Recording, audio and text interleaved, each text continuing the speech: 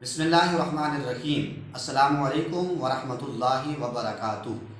मुअज़्ज़ज़ दोस्तों, आपके पास मैं एक चैनल लेकर हाज़िर हूँ जिसका नाम है इल्म रोशनी है। तो प्लीज़ अपने सीनों को इल्म के नूर से मुनव्वर करने के लिए हमारे इस चैनल को लाइक और शेयर करें और सब्सक्राइब करना ना भूलिएगा।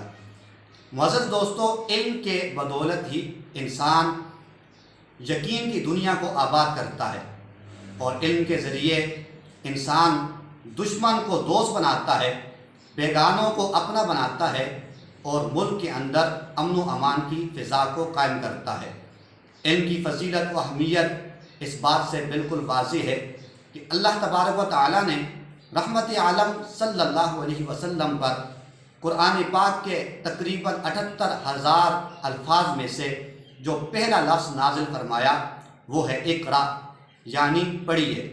गोया ये बात इंसान को मालूम होती है कि इल्म और ताल्लुम और दर्स व तदरीस इस दीन पर हक़ का जुज़् ला यनफ़क है।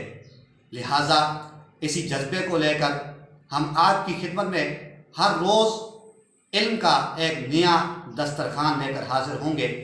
प्लीज़ आप हमारे इस चैनल को लाइक और शेयर करें और सब्सक्राइब करें ताकि हम भी अपने सीनों को इल्म के नूर से मुनव्वर कर सकें।